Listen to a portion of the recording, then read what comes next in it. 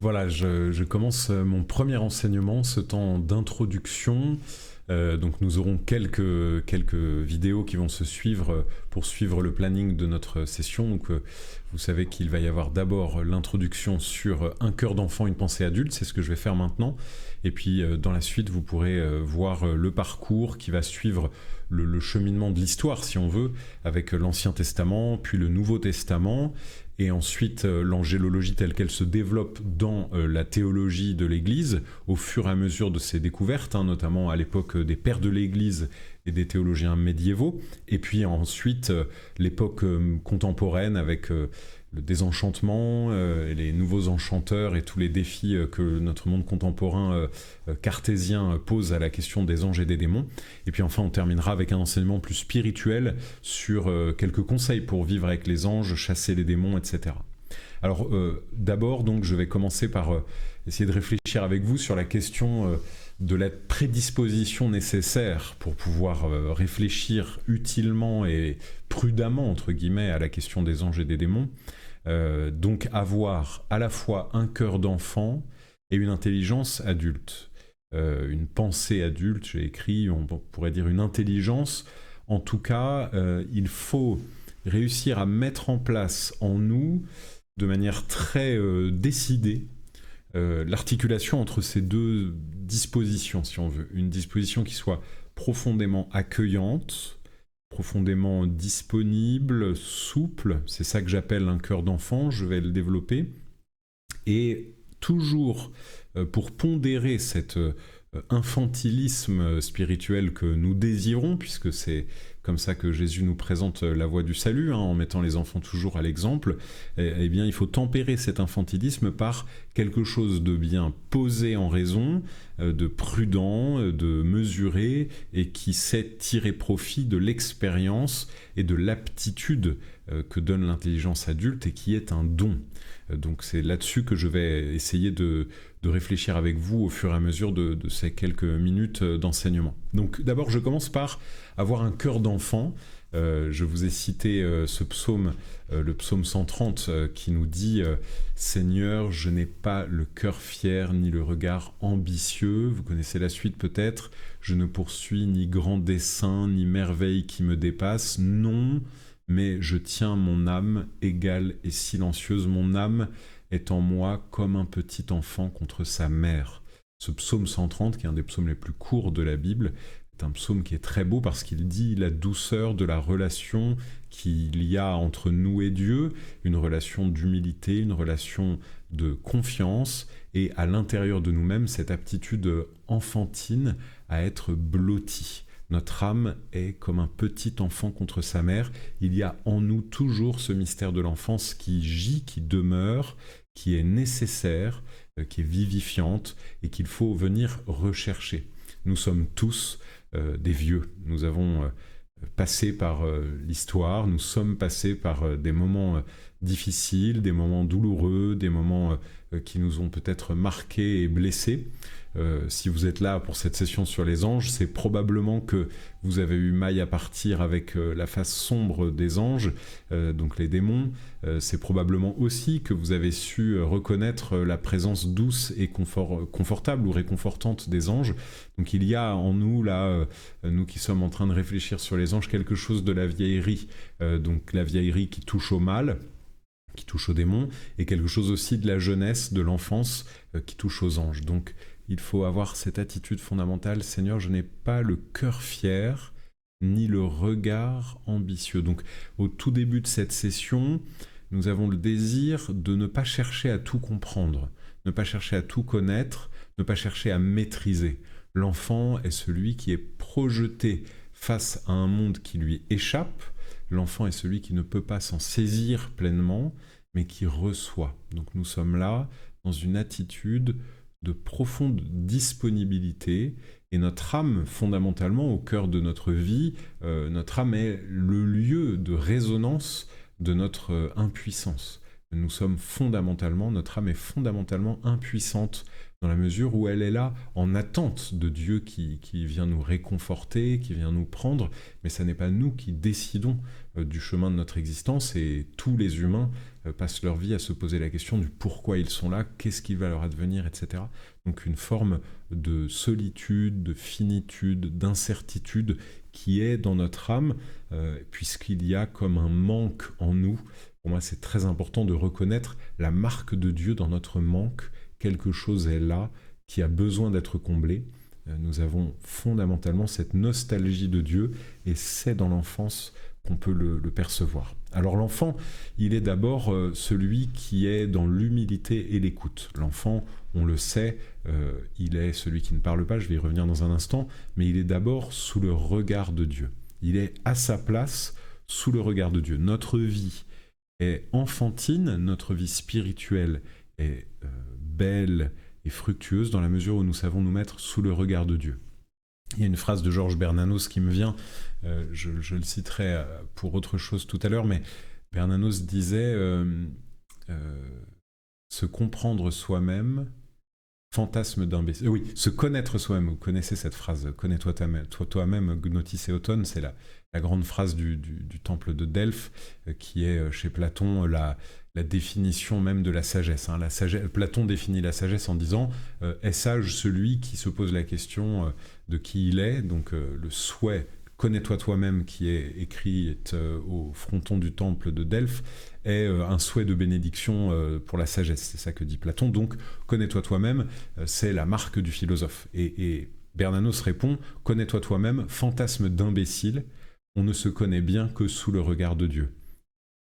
Alors Bernanos utilise très souvent ce mot imbécile, qui est vraiment son mot pour critiquer le monde contemporain, son monde contemporain qui est finalement très proche du nôtre, bien qu'il soit mort il y a quelques années maintenant, il y a un peu plus de 60 ans. L'imbécilité, imbecilium en latin, ça veut dire celui qui marche avec une canne, en fait, celui qui ne peut pas marcher par lui-même, celui qui a besoin d'un support, qui ne se tient pas. Donc du coup, voilà, croire que notre puissance intellectuelle, que notre sagesse ou notre philosophie sont aptes à nous définir pleinement, c'est finalement une espèce de fantasme mensonger.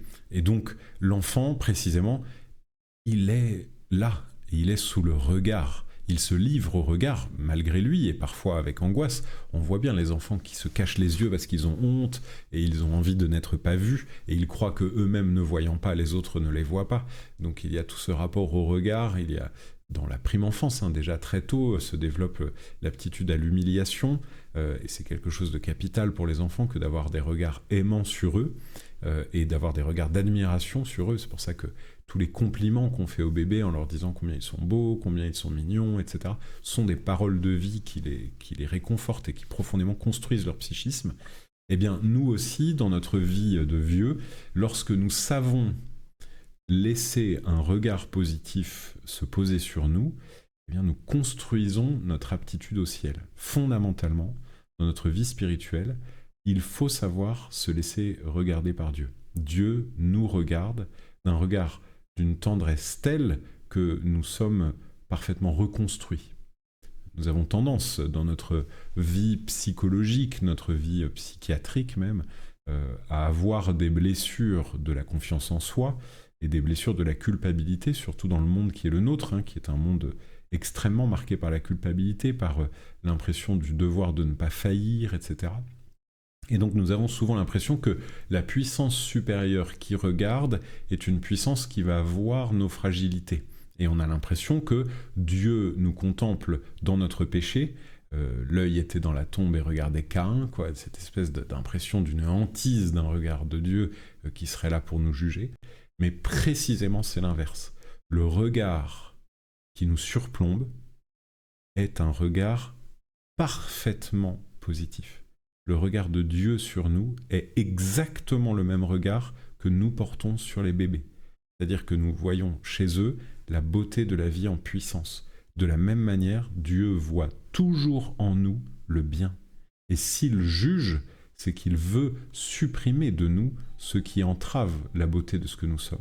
Et donc, être sous le regard de Dieu, c'est avoir fondamentalement une confiance totale en ce qui nous échappe. Ce qui est de l'ordre de l'invisible, que ce soit les anges ou Dieu, ce qui est de l'ordre de ce qui nous dépasse, n'est pas là pour être une menace. Et les enfants ont cette grâce, c'est le cas de la prime enfance, avant d'être blessés par les expériences de la vie.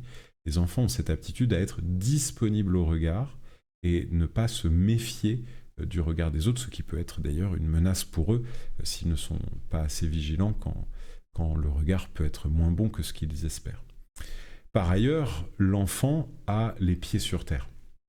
L'enfant n'est pas en train de se poser des questions sur ce qu'il doit être ou ce qu'il doit faire, ce qu'il doit vivre. Il n'est pas en train d'anticiper, donc de s'élever dans la raison.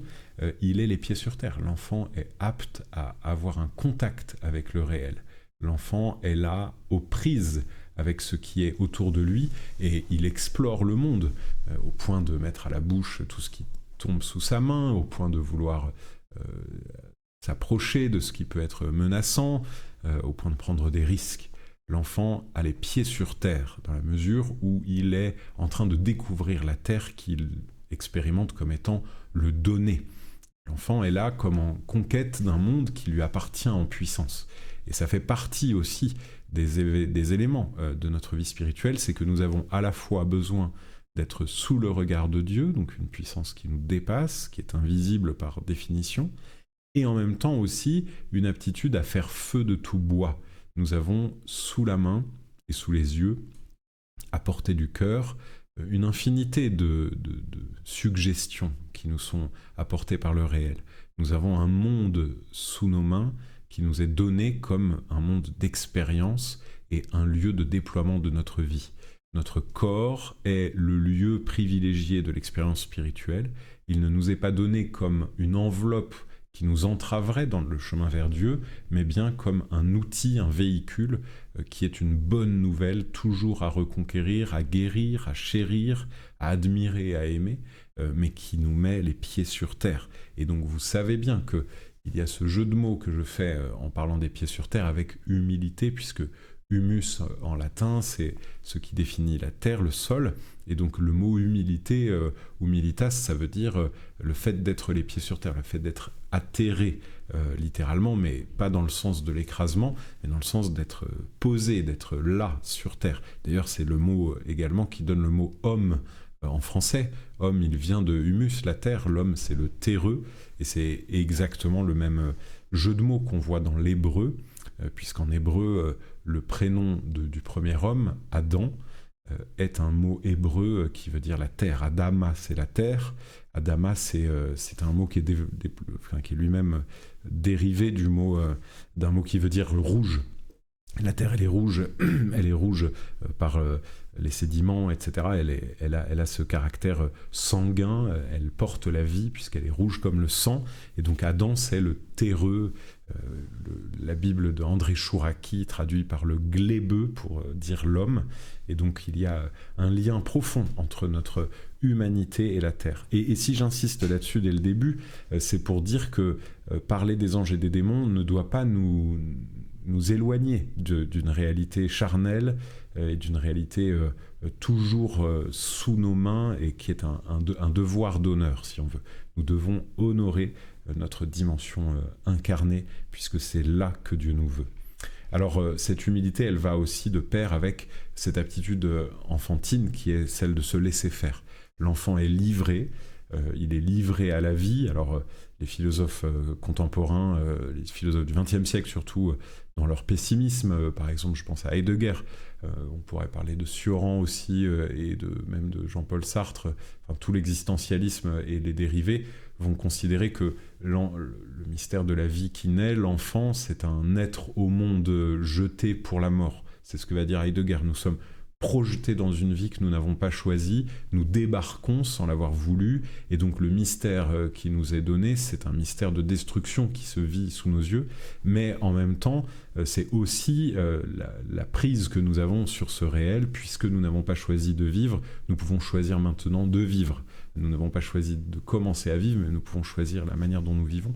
L'enfant, il est là. L'enfant, il débarque et il est jeté au monde. Et donc, il n'a pas d'autre choix que d'apprendre à vivre en se laissant faire. C'est exactement la même chose que pour notre vie spirituelle. Nous sommes projetés dans une existence que nous n'avons pas imaginée, et nous sommes face à un projet qui n'est pas le nôtre. Le projet, c'est celui de Dieu, Dieu qui nous appelle. Et donc avoir un cœur d'enfant, c'est se laisser faire dans ce projet de Dieu qui n'est pas le nôtre, c'est Dieu qui veut nous aimer. Et il y a toujours un danger lorsque nous essayons de comprendre notre foi, un danger à vouloir maîtriser ce que Dieu veut pour nous et à vouloir inventer finalement le désir de Dieu pour nous. Et c'est là où nous tombons facilement dans des écueils de culpabilité et des écueils de désir de toute puissance, parce que nous avons l'impression que Dieu exige de nous, en fait, beaucoup plus que ce qu'il exige réellement. Dieu n'est pas dans une attente telle que nous l'imaginons ou la projetons sur lui. Dieu nous prend dans sa main et il faut juste se laisser faire et se laisser conduire. Et c'est finalement beaucoup plus simple, beaucoup plus doux, beaucoup plus calme que ce que souvent nous imaginons. Alors l'enfant, c'est aussi, donc comme je le disais au tout début, l'enfant c'est l'infance, c'est celui qui par définition ne parle pas. Donc là je vous ai mis un petit extrait du dictionnaire historique de langue française de notre ami Alain Ray.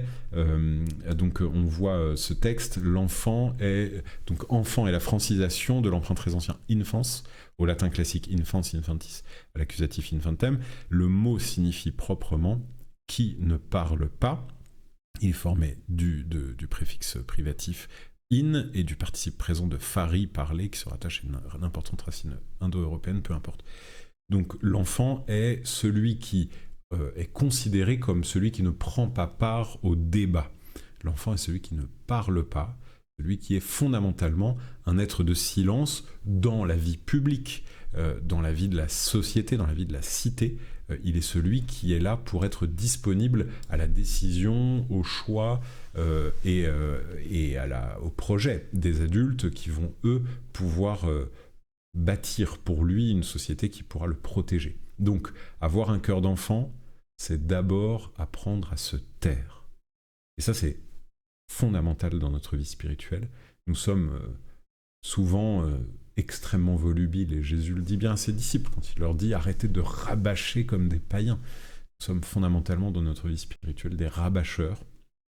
Quand on regarde le temps qu'on passe dans nos prières à raconter des trucs à Dieu, que ce soit parce qu'on répète des formules, et c'est très bien évidemment, les prières nous sont données pour être récitées, les psaumes nous sont donnés pour être chantés, etc. Dieu nous donne des mots à mettre dans nos bouches, bien sûr, et il faut les dire, mais parfois dans notre rapport à Dieu, il y a en plus une espèce d'inaptitude à nous laisser faire et à nous laisser écouter. Parle, Seigneur, ton serviteur écoute, comme un petit enfant contre sa mère.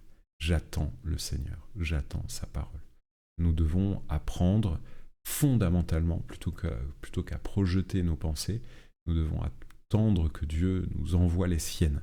Et donc la vie spirituelle progresse à mesure que le silence peut se faire en nous et que nous sommes aptes à laisser la parole résonner. Et quand je dis parole, je ne dis pas parole écrite. Le risque des catholiques est souvent que nous parlons de la parole de Dieu et nous imaginons tout de suite que la parole de Dieu est nécessairement la fréquentation de la Bible. Alors évidemment que, voilà, une fois de plus, il faut fréquenter la Bible, c'est pas un problème, mais la parole de Dieu résonne ailleurs. La parole de Dieu est libre, l'Esprit souffle où il veut. Et donc nous devons avoir le cœur ouvert à ce que Dieu peut nous dire, et il peut passer par des chemins tout à fait inattendus, que sont les personnes qu'on croise, les événements qui peuvent nous arriver, les pensées qui nous traversent, qui sont autant d'aptitudes que Dieu a pour venir nous rejoindre. Donc être disponible à la parole de Dieu, c'est être le cœur ouvert et en attente, et surtout pas en demande fermée. Si notre vie spirituelle se limite à formuler des demandes à Dieu, si notre prière n'est qu'un cahier de doléances, alors nous ne laissons pas de place à l'interaction avec nous que Dieu voudrait avoir. Et nous nous retrouvons comme face à un bureau de réclamation quand nous allons à la prière, alors que Dieu, au contraire, veut pouvoir avoir une parole résonante avec nous, une résonance mutuelle, et que nous puissions répondre, non pas parler d'abord, mais répondre à une suggestion, à une sollicitation divine. C'est comme ça qu'il veut fonctionner avec nous, et l'enfant sait faire ça, puisque l'enfant ne prend pas l'initiative du dialogue, mais il répond, il répète. C'est beau à voir l'enfant qui apprend à parler, qui babille, et qui peu à peu arrive à adapter son propre langage à lui, qui est encore une espèce de création propre presque, qu'il arrive à se faire comprendre par l'adulte et à rentrer en interaction. Et du coup, cette attitude fondamentale de l'enfant, et donc du silence, est ce qui permet de vivre l'obéissance, cette vertu théologale qui est ce conseil évangélique, pauvreté, chasteté, obéissance. Donc ce sont les conseils évangéliques que Jésus nous donne, hein. Pauvreté, chasteté, obéissance. L'Église a peu à peu théorisé dans ces trois conseils les chemins privilégiés pour aller vers Dieu.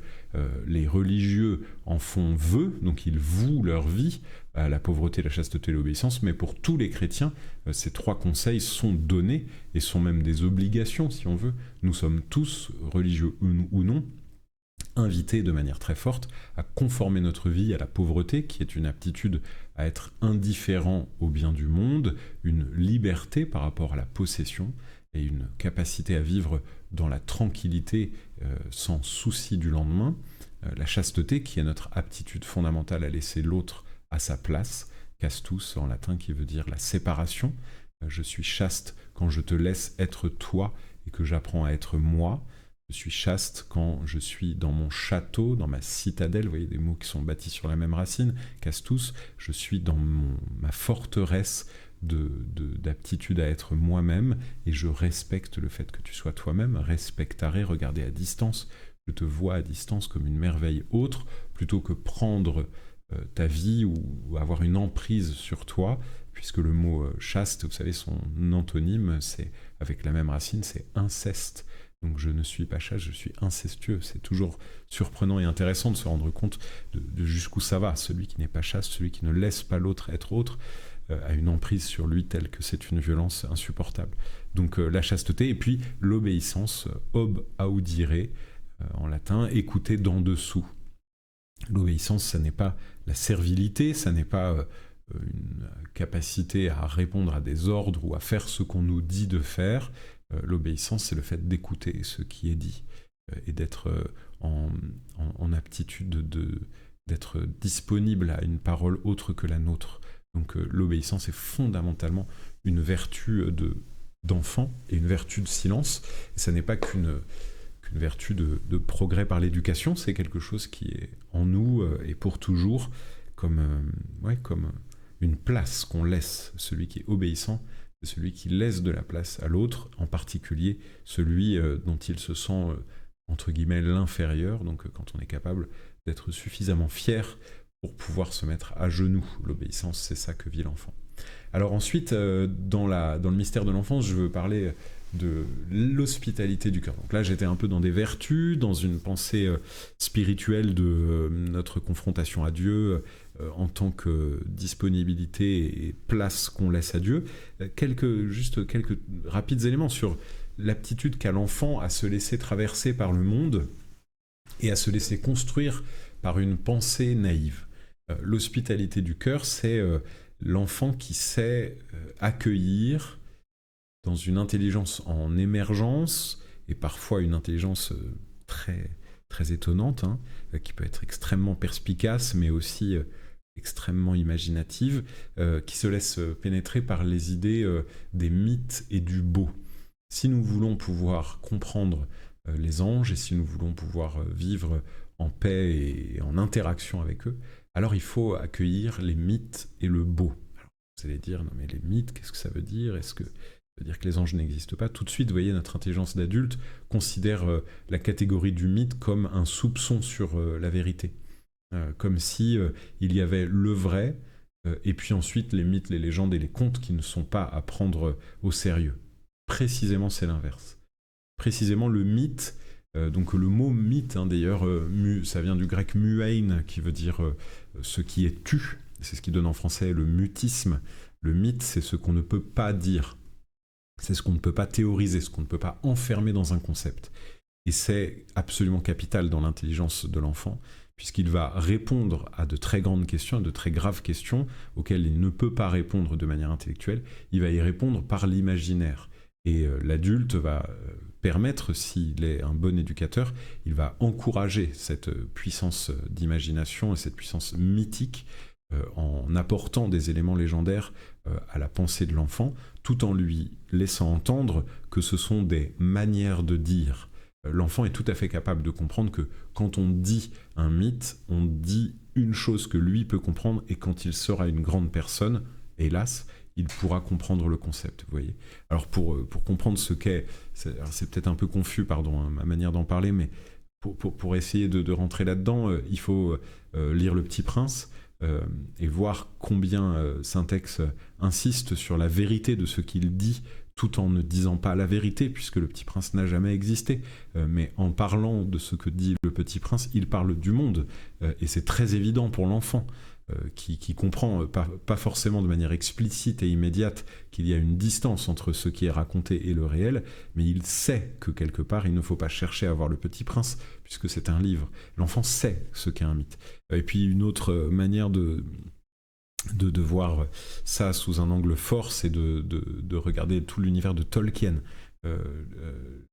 Tolkien va écrire le Seigneur des Anneaux et le Hobbit en essayant d'expliquer le monde d'une manière purement imaginaire, hein. Il appelle ça la féerie, lui. Donc Tolkien, comme vous le savez, hein, qui était un grand catholique pour qui c'était très important de pouvoir transmettre la foi, eh bien, il écrit tout cet univers en voulant décrire le réel sous la forme d'une imagination totale.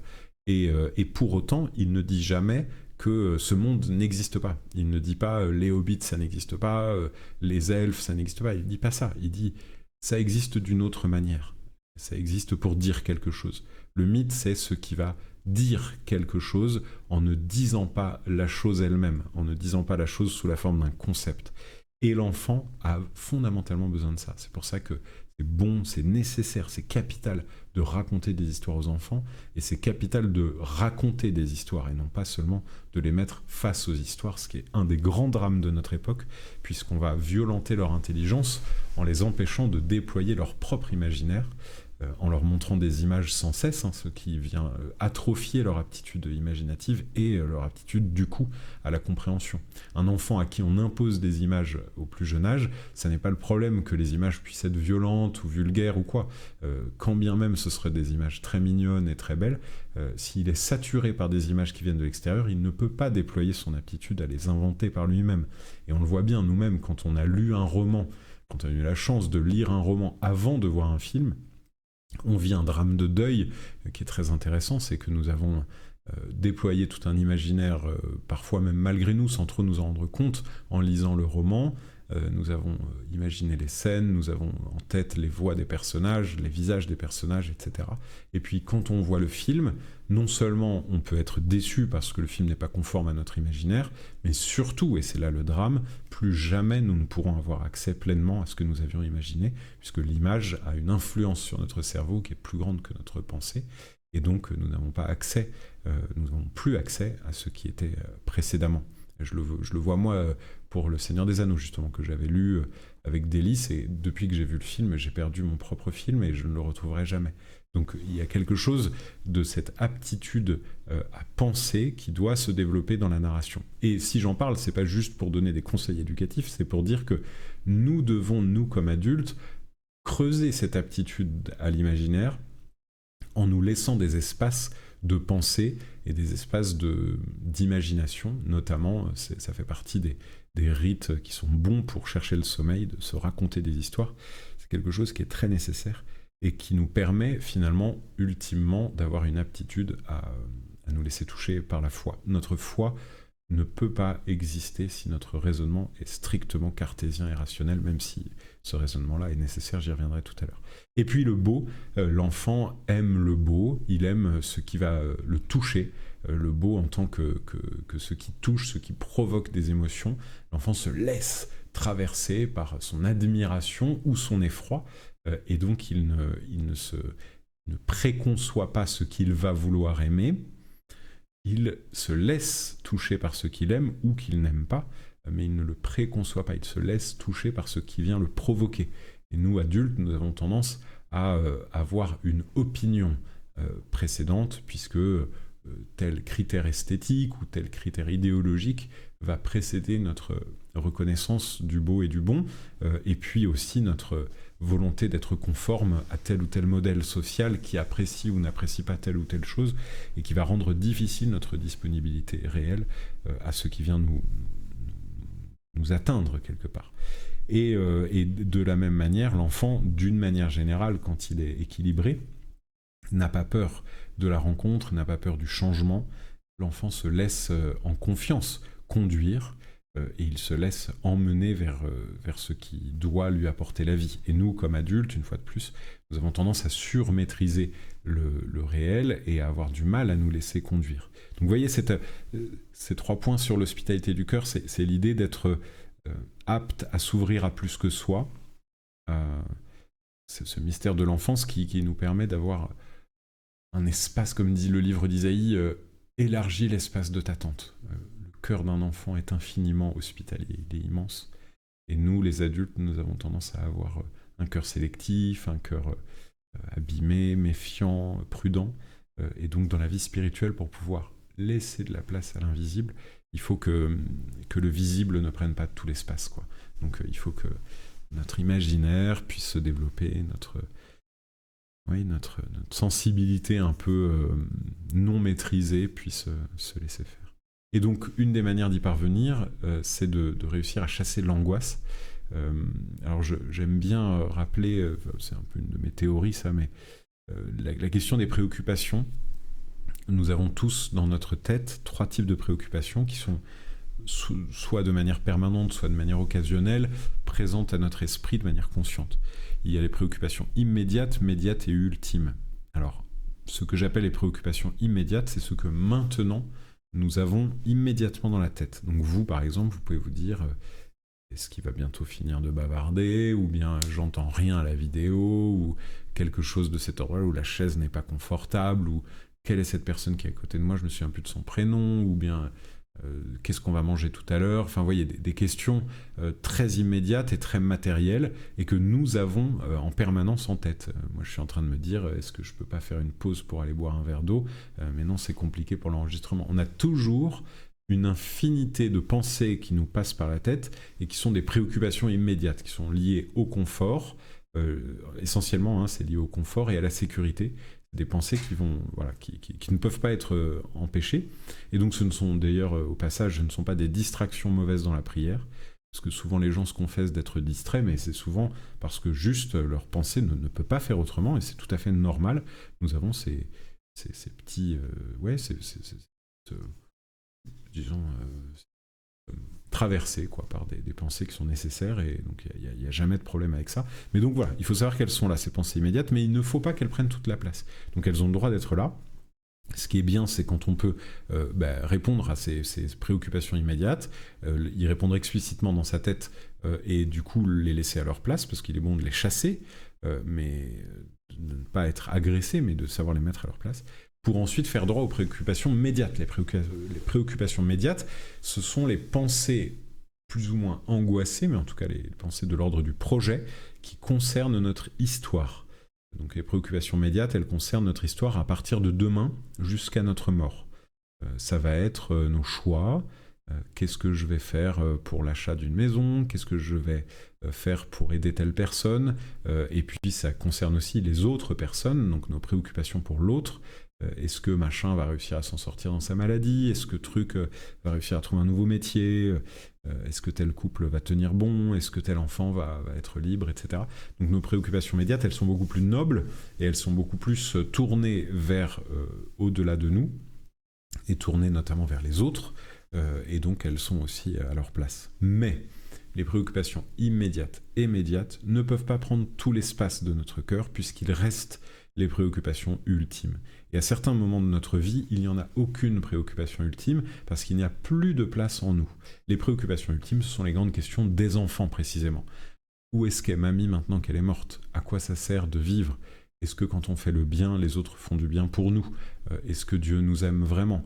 Etc., etc. Les préoccupations ultimes, c'est là que se place notre question intranquille du salut, et notre volonté profonde de nous laisser faire par Dieu, et de nous laisser reconnaître par lui, et de le reconnaître nous. Donc vous voyez, dans la préoccupation ultime, c'est quelque chose de très enfantin, et de très libre, parce que celui qui est capable de donner de la place à la préoccupation ultime, celui qui est capable de passer 1 heure à rêvasser au ciel, c'est un enfant. Et si c'est un adulte, alors il a la grâce d'être un enfant, et c'est merveilleux. Et donc, pour cette préoccupation ultime, il faut faire de la place dans le reste, et donc avoir des stratégies. Là, on est plutôt dans un langage du développement personnel, si on veut, même si je ne suis pas forcément très fan de tout ce qui s'y dit, mais il n'empêche qu'il y a quelques outils qui sont intéressants, notamment dans la capacité à classifier, à mettre disons, à sa place chacune de nos préoccupations pour ne pas les laisser nous encombrer.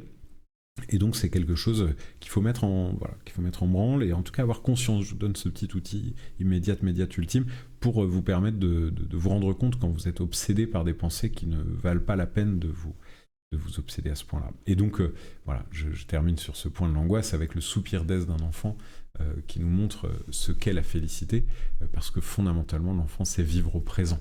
Je trouve que dans la contemplation d'un enfant qui vient de prendre son biberon, il y a véritablement une image du ciel, quoi. Il est maintenant pleinement comblé. Il n'a pas de souvenir du passé qui l'angoisserait. Il n'a pas d'anticipation inquiétante de l'avenir. Il est dans le goût immédiat et satisfaisant du présent qui le comble. Comme disait Mère Teresa, le passé appartient à la miséricorde, l'avenir appartient à la providence, le présent seul t'appartient. Et donc, avoir un cœur d'enfant, c'est être capable de vivre dans ce présent, de vivre dans cette sollicitation du maintenant. Ça revient à ce que je disais tout à l'heure aussi sur l'humilité, sur le fait d'avoir les pieds sur terre.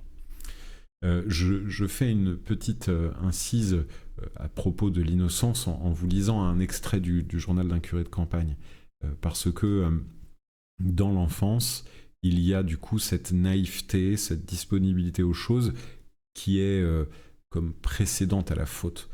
Et alors j'adore cette page, c'est le dialogue entre le curé de Torcy et le curé de campagne. Donc il faut imaginer que le personnage principal est un jeune prêtre malheureux, complexé, qui a le sentiment d'échouer partout. Et il trouve dans la personne du curé de Torcy une écoute et un mentor qui vient lui donner des leçons, qui est parfois un peu brusque et violent, mais qui a un bon sens spirituel à toute épreuve, et qui, là, dans cette scène, lui fait une petite parole sur la Vierge Marie. Alors, je vous lis un peu ce passage-là. Alors, je vais aller vite parce que je ne vais pas tout lire, donc il y a 3 pages comme ça, donc ça va être un peu... je vais essayer d'écouter plus que de lire en même temps que moi, pour vous laisser faire par ce très beau texte. Et la Vierge... Est-ce que tu l'as pris, la Sainte Vierge? Par exemple, on dit ça seulement. La pris-tu comme il faut? La pris-tu bien? Elle est notre mère, c'est entendu. Elle est la mère du genre humain, la nouvelle Ève. Mais elle est aussi sa fille. L'ancien monde, le douloureux monde, le monde d'avant la grâce, l'a bercé longtemps sur son cœur désolé. Des siècles et des siècles, dans l'attente obscure, incompréhensible d'une Virgo génitrix. Des siècles et des siècles, il a protégé de ses vieilles mains, chargées de crimes, ses lourdes mains, la petite fille merveilleuse dont il ne savait même pas le nom. Une petite fille, cette reine des anges, et elle l'est restée, ne l'oublie pas. Le Moyen-Âge avait bien compris ça, le Moyen-Âge a compris tout.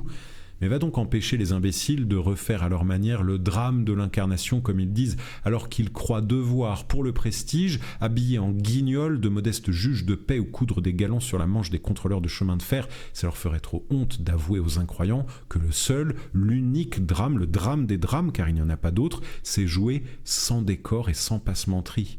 Pense donc, le Verbe s'est fait chair. Et les journalistes de ce temps-là n'en ont rien su, alors que l'expérience de chaque jour leur apprend que les vraies grandeurs, même humaines, le génie, l'héroïsme, l'amour même, leur pauvre amour, pour les reconnaître, c'est le diable. Tellement que 99 fois sur 100, ils vont porter leurs fleurs de rhétorique au cimetière, ils ne se rendent qu'aux morts. La sainteté de Dieu, la simplicité de Dieu, l'effrayante simplicité de Dieu qui a damné l'orgueil des anges. Oui, le démon a dû essayer de la regarder en face, et l'immense torche flamboyante à la cime de la création s'est abîmée d'un seul coup dans la nuit. Le peuple juif avait la tête dure, sans quoi il aurait compris qu'un Dieu fait homme, réalisant la perfection de l'homme, risquait de passer inaperçu, qu'il fallait ouvrir l'œil. Et tiens, justement, cet épisode de l'entrée triomphale à Jérusalem, je le trouve si beau. Notre Seigneur a daigné goûter au triomphe, comme au reste, comme à la mort. Il n'a rien refusé de nos joies, il n'a rien refusé que le péché. Mais sa mort d'âme, il l'a soignée, rien n'y manque. Au lieu que son triomphe, c'est un triomphe pour enfants. Tu ne trouves pas une image d'Épinal, avec le petit de l'ânesse, les rameaux verts et les gens de la campagne qui battent des mains, une gentille parodie un peu ironique des magnificences impériales. Notre Seigneur a l'air de sourire, notre Seigneur sourit souvent. Il nous dit « Ne prenez pas ces sortes de choses trop au sérieux, mais enfin il y a des triomphes légitimes. Ça n'est pas défendu de triompher. Quand Jeanne d'Arc rentrera dans Orléans sous les fleurs et les oriflammes, avec sa belle huque de drap d'or, je ne veux pas qu'elle puisse croire mal faire. Puisque vous y tenez tant, mes pauvres enfants, je l'ai sanctifié, votre triomphe, je l'ai béni, comme j'ai béni le vin de vos vignes. Et pour les miracles, note bien, c'est la même chose. Il n'en fait pas plus qu'il ne faut. Les miracles, ce sont les images du livre, les belles images. Mais remarque bien maintenant, petit, la Sainte Vierge n'a eu ni triomphe, ni miracle. Son Fils n'a pas permis que la gloire humaine l'effleurât, même du plus fin bout de sa grande aile sauvage. Personne n'a vécu, n'a souffert, n'est mort aussi simplement et dans une ignorance aussi profonde de sa propre dignité, d'une dignité qui la met pourtant au-dessus des anges. Car enfin, elle était née sans péché. Quelle solitude étonnante! Une source, si pure, si limpide et si pure qu'elle ne pouvait même pas y voir refléter sa propre image, faite pour la seule joie du Père, ô solitude sacrée. Les antiques démons familiers de l'homme, maîtres et serviteurs tout ensemble, les terribles patriarches qui ont guidé les premiers pas d'Adam au seuil du monde maudit, la ruse et l'orgueil, tu les vois, qui regardent de loin cette créature miraculeuse, placée hors de leur atteinte, invulnérable et désarmée. Certes, notre pauvre espèce ne vaut pas cher, mais l'enfance émeut toujours ses entrailles. L'ignorance des petits lui fait baisser les yeux. Ces yeux qui savent le bien et le mal, ces yeux qui ont vu tant de choses. Mais ce n'est que l'ignorance, après tout. La Vierge était l'innocence. Rends-toi compte de ce que nous sommes pour elle, nous autres, la race humaine. Oh, naturellement, elle déteste le péché, mais enfin, elle n'a de lui nulle expérience. Cette expérience qui n'a pas manqué au plus grand saint, au saint d'Assise lui-même, tout séraphique qu'il est. Le regard de la Vierge est le seul regard vraiment enfantin, le seul vrai regard d'enfant qui se soit jamais levé sur notre honte et notre malheur. Oui, mon petit, pour la bien prier, il faut sentir sur soi ce regard qui n'est pas tout à fait celui de l'indulgence, car l'indulgence ne va pas sans quelque expérience amère, mais de la tendre compassion, de la surprise douloureuse dont ne sait quel sentiment encore inconcevable, inexprimable, qui l'a fait plus jeune que le péché, plus jeune que la race dont elle est issue, et bien que mère par la grâce, mère des grâces, la cadette du genre humain. Bon, ce texte de Bernanos dit infiniment mieux que tous mes balbutiements la beauté de ce qu'est l'enfance. C'est la Vierge Marie qui est l'exacte image de l'enfance dans tout le mystère de disponibilité au bien qu'elle est. Et c'est la voie de l'humilité totale et de la disponibilité. Vous voyez, il faut vraiment lire et relire ce texte. Il est absolument magnifique et extrêmement théologique dans la compréhension de ce qu'est le mystère de disponibilité et de grâce de la Vierge Marie. Donc voilà, j'espère que ce texte vous frappe. Je n'insiste pas plus que ça parce que ce serait faire insulte à Bernanos que de vouloir l'expliquer.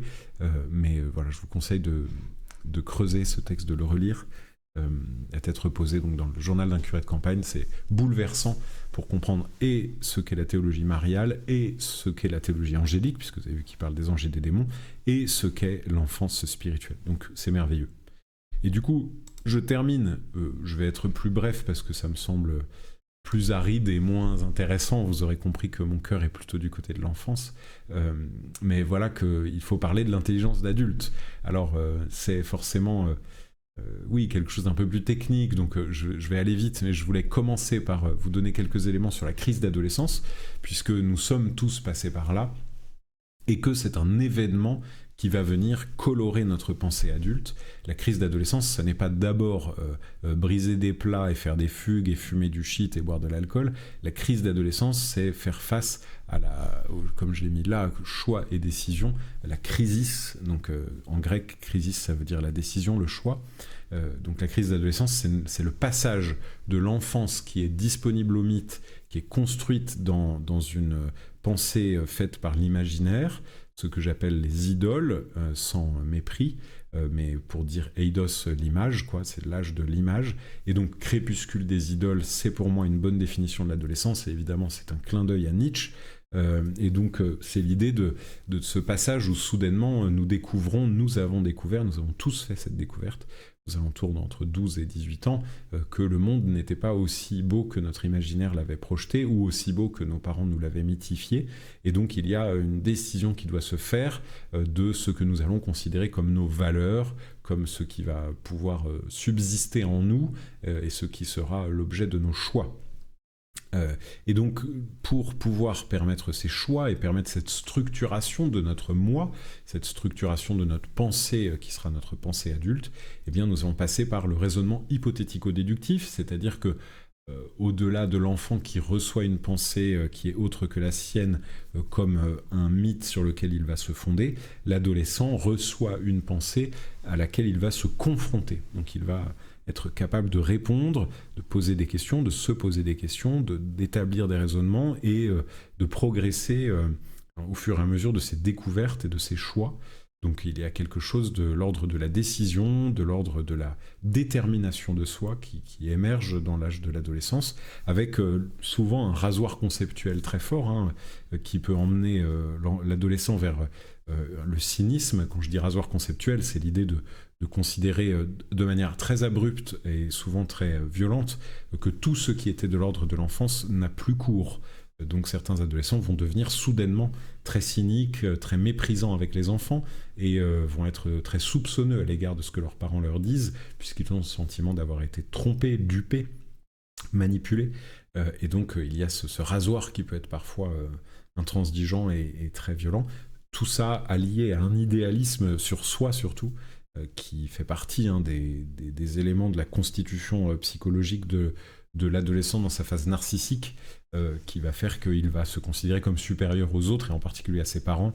C'est toujours amusant. Moi, j'ai la chance de pouvoir observer de l'extérieur les adolescents qui font leur crise et de voir combien ils se sentent prophètes, brillants, philosophes, capables de définir le monde et de donner à tous des ordres et des conseils. Et donc c'est toujours bouleversant de voir que finalement c'est l'enfance en eux qui parle encore quand ils croient pouvoir changer le monde, et c'est très bien et c'est très beau. Toujours se dire que notre capacité à décider le changement et à croire qu'on va pouvoir le mener à bien est une aptitude enfantine qui est une belle chose.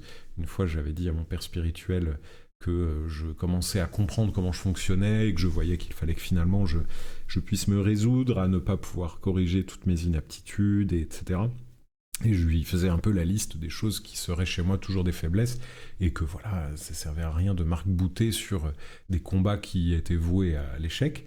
Et donc je lui disais ça de manière très calme, etc. Et puis il s'est arrêté, il m'a dit « Mais ne me dis pas que tu es en train de devenir vieux ». Et en fait, c'était formidable, cette parole m'a vraiment profondément guéri, parce qu'il avait absolument perçu que ma résolution était une fuite de l'enfance, en fait, une espèce de chute, alors que l'enfant en nous, c'est celui qui est capable de dire dans la confession « Je prends la ferme résolution de ne plus vous offenser et de faire pénitence ». Qui peut oser dire « Je prends la ferme résolution de ne plus offenser Dieu » ? L'enfant. L'enfant est capable, sur le moment, puisqu'il vit au présent, de dire « plus jamais ». Alors que nous, les vieux, nous avons tendance à toujours avoir en arrière-fond de notre pensée la conviction qu'hélas, la chute est inévitable. Donc voilà, cet idéalisme qui demeure dans l'adolescent, il faut le chérir. Il ne faut pas traiter l'adolescent d'idiot quand il prétend sauver le monde. Il faut au contraire considérer que c'est une bonne nouvelle parce qu'il est encore suffisamment fou pour pouvoir être jeune. Et puis, du coup, dans ce point, j'accélère un petit peu parce que j'arrive au bout de mon temps, mais je parle de Moïse parce que Moïse est dans la Bible la figure même de l'adolescent et de la crise d'adolescence. Donc il y a cette très belle peinture de Botticelli où on voit l'histoire de Moïse qui commence par son meurtre initiatique de l'Égyptien. Donc pour prendre un langage freudien, il tue le père, donc vous savez Moïse qui est élevé à la cour de Pharaon. Donc, symboliquement, il va tuer ceux qui ont été ses adoptants, et il va du coup devoir partir au désert, donc c'est ce qu'on voit juste au-dessus, il s'en va au désert de Madian, et donc c'est exactement ce que vit l'adolescent, qui va dans sa chambre, qui fuit les parents, une fois qu'il a considéré que son père et sa mère étaient d'ineptes géniteurs, qui n'étaient bons qu'à entraver sa marche vers la liberté, donc il part dans l'isolement, où il va découvrir la violence, puisqu'il est témoin d'une scène il y a des brigands qui sont en train de venir attaquer des jeunes femmes, donc c'est aussi l'adolescent dans son délire chevaleresque et dans son désir de noblesse et de volonté de sauver le monde, et il va faire ainsi l'expérience de la beauté donc en l'occurrence Moïse tombe amoureux de Tsipora, qui sera son épouse et qui sera sa compagne pour toujours, et Séphora qui lui donnera un nouveau père, puisque le père de Séphora, qui s'appelle Jéthro, sera le conseiller de notre ami Moïse, comme un mentor, pour prendre une terminologie chère à Fénelon. Il va être celui qui va être son accompagnant, qui va lui donner une autre interaction avec l'adulte que son père, qu'il a donc tué préalablement, ce qui va lui permettre d'être en paix pour être disponible à la rencontre, comme vous le voyez là-haut, nouvelle rencontre avec Dieu lui-même, puisqu'il y a cette scène du buisson ardent où il va recevoir la parole divine et où il va pouvoir ainsi emmener les siens vers le salut. Et donc là, on voit Moïse qui emmène les siens pour... donc là, on considère qu'il est revenu en Égypte et qu'il les fait sortir. Donc c'est toute la beauté de ce qu'est l'adolescence pour moi, c'est-à-dire à la fois un temps de blessure, un temps de défi, un temps complexe, et puis un temps aussi de découverte de ce que seront les énergies du lendemain qui permettront de vivre les révolutions qui sont à mener. Dans l'adolescence, nous avons tous fait l'expérience que notre vie pourrait avoir du sens. Et notre recherche d'absolu est née de cette volonté de révolutionner le monde. Donc comme le vit Moïse. Alors évidemment, on pourrait en faire une retraite entière sur toute la vie de Moïse et tout ce qu'il traverse, mais voilà, je vous suggère cette idée de réfléchir à la crise d'adolescence en relisant la vie de Moïse. C'est plein de sous-entendus, plein d'idées, c'est assez riche. Alors du coup, bon, voilà, j'en viens de manière plus explicite à la question de l'intelligence adulte, mais quelque part, il n'y a pas besoin d'aller trop loin pour comprendre ces choses-là. Je ne veux pas rentrer dans un propos trop philosophique qui serait un peu épuisant, parce qu'il faudrait, en fait, si on veut parler véritablement de l'intelligence adulte comme introduction à un propos sur les anges et les démons, il faudrait faire un cours, en fait, sur Kant, sur Aristote, sur saint Thomas d'Aquin, sur tous ceux qui vont enseigner sur la pensée, sur Descartes évidemment, tous ceux qui vont appliquer un prisme intellectuel au réel, mais je pense que le plus important c'est de retenir que la vérité existe. Vous savez, ça fait partie des grands fantasmes contemporains que de dire il n'y a pas une seule vérité. De quel droit dites-vous qu'il y a une vérité? Si, la vérité, elle est adéquation de l'intelligence avec le réel. C'est ça que veut dire cette petite phrase en latin qui vient de saint Thomas d'Aquin. Adequatio rei et intellectus, c'est notre aptitude à avoir une résonance entre ce qu'il y a dans notre tête et ce qui est réel. Et donc, est vrai ce qui est dans les deux à la fois, quoi. Donc c'est juste ça, c'est quand on dit quelque chose qui est... Et notre monde d'aujourd'hui est capable d'une manière hallucinante de ne pas être dans la vérité et d'être dans la plus grande tranquillité, dans le mensonge, dans la prétention, dans l'invention même, on le sait sur toutes les questions d'identité, mais on le sait aussi sur la relecture de l'histoire, on le sait sur beaucoup de choses où les sciences humaines ont trouvé le moyen d'inventer des fausses choses, quoi. C'est très étonnant de voir à quel point on peut être violenté dans notre rapport au réel. Donc c'est important de revenir au réel, et puis de comprendre ça avec humilité. Donc nous pouvons penser le réel, donc tout le réel est pensable, qu'il soit tangible ou intangible, il est pensable, mais nous ne pouvons comprendre, donc comprendre au sens fort, hein, de prendre, de contenir, quoi, si on veut, de maîtriser que ce qui est visible. Vous savez, dans le credo de Nicée-Constantinople, nous disons que nous croyons en un Dieu créateur de l'univers visible et invisible. Donc ça, évidemment, j'y reviendrai en parlant des anges et des démons qui sont dans l'univers invisible. Mais d'abord, nous comprenons, nous pouvons comprendre, et nous avons le devoir de comprendre le visible. Et ensuite, nous avons le devoir de penser, d'appliquer notre raison, d'appliquer tous les pouvoirs de notre âme. Vous savez, saint Augustin dit que les 3 puissances de l'âme sont la mémoire, l'intelligence et la volonté. La mémoire, l'intelligence et la volonté, ce triptyque de l'âme doit être appliqué à tout ce qui passe sous nos yeux, sous nos mains, sous nos cœurs. Et donc nous devons absolument utiliser les puissances intellectives que Dieu nous a données, puisque manquer de raison fait tomber dans le cynisme d'une part, donc une espèce de refus du réel, si on veut, une espèce de mépris pour ce qui nous vient, ou bien, à l'inverse, dans la superstition. La superstition qui est le grand péché contre la foi pour les catholiques. Nous sommes massivement superstitieux, ça fait partie de notre ADN, donc il faut être très vigilant avec ça. La définition de la superstition pour saint Thomas d'Aquin, c'est un péché contre la foi par excès.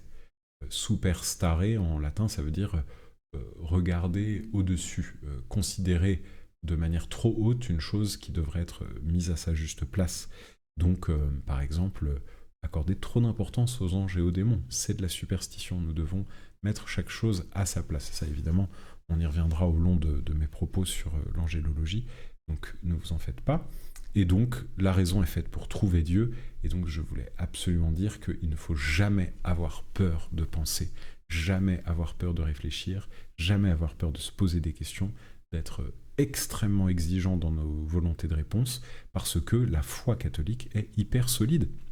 C'est ce que je dis quand je parle aux séminaristes, ce que je dis quand je parle à mes jeunes d'aumônerie, etc. Je leur dis, vous savez, moi j'ai fait 10 ans d'études où je me suis posé toutes les questions que vous vous posez à l'évidence avant de devenir prêtre.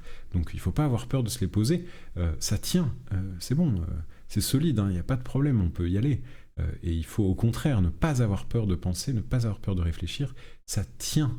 D'autres plus intelligents que nous sont passés avant nous et ont posé les mêmes questions que nous, ont trouvé des réponses qu'ils nous transmettent, sur lesquelles nous pouvons bâtir notre propre raisonnement. Et on rappelle toujours que Ratzinger, avant d'être Benoît XVI, disait si dans une question il y a une opposition entre la foi et la raison, et que l'une et l'autre sont à égalité de pouvoir donner des réponses, ce sera toujours la raison qui doit l'emporter à l'encontre de la foi. Et donc la foi ne peut pas être une extinction de l'intelligence, et ne peut jamais être une abdication de notre puissance intellective, au contraire. Ce serait faire insulte à Dieu que de croire qu'il nous a donné de croire en lui, en dépit de ce que nous pouvons comprendre par ailleurs. Donc, c'est très important d'avoir l'intelligence éveillée, et surtout quand on s'apprête à aller sur des terrains qui sont des défis réels à l'intelligence. Donc les anges et les démons, c'est quand même pas évident d'être intelligent dans ces domaines-là, donc c'est très important, je vous dis ça comme une mise en garde pour les conférences qui suivront. Soyez intelligents et soyez aussi exigeants avec moi et avec tout ce que vous lisez. Vous avez le droit et le devoir de ne pas être d'accord. Votre conscience et votre puissance d'intellect font de vous des personnes libres, et vous avez le droit de n'être pas d'accord, surtout quand la personne qui enseigne n'est qu'un prêtre. Voilà, je n'ai absolument pas la parole d'évangile, donc peut-être que je dis n'importe quoi. C'est tout à fait une hypothèse. Comme dirait Descartes, je suis peut-être un malin génie, donc une espèce de parleur faux, et peut-être qu'aucune de mes paroles n'est juste. C'est à vous de le savoir. Et une des manières primaires de savoir ce qu'il en est quand on écoute un interlocuteur, et en particulier un enseignant, c'est de voir si son propos nous met dans la joie ou dans la tristesse. Et donc si ce que je vous raconte vous rend satisfait, content, etc., ça veut dire qu'on est plutôt sur le bon chemin. Mais si ça vous barbe, que vous comprenez rien, ou que vous trouvez que ça vous met mal à l'aise, alors passez votre chemin, et à tout le moins, n'écoutez pas trop, quoi. C'est pour moi très important d'avoir toujours une grande liberté face à son interlocuteur. Il ne faut pas se laisser manipuler. Et donc voilà, pour finir, je ressaisis ce que je viens de vous dire là pendant une petite heure, enfin pendant une heure tout pile là, aller vers l'autre avec un cœur disponible. Puisque, donc là je fais un jeu de mots sur aller vers l'autre, ad ultero, c'est ce qui donne le mot adultère en fait, mais qui n'est pas la vraie racine du mot adulte, mais aller vers l'autre quand même, je trouve que c'est une bonne définition de l'adulte. L'adulte est apte à la rencontre en plénitude et en intelligence, et donc avec un cœur disponible, puisque c'est fondamentalement une définition de l'enfance que d'avoir le cœur disponible à ce qui vient. Alors voilà ce qu'est un peu le programme des jours qui vont suivre. J'espère pouvoir vous emmener sur le terrain de la théologie ensuite d'une manière pas trop douloureuse. Je ferai tout pour être pédagogue. J'espère ne pas parler trop vite. Je sais que c'est un de mes écueils et je fais souvent des digressions parce que j'ai toujours plein de trucs qui me viennent en tête. Mais donc j'essaierai d'être un peu enfermé dans mon propos. Donc je vais essayer de faire à chaque fois un PowerPoint pour me cadrer. En tout cas, voilà, merci pour votre écoute et je vous dis à très bientôt.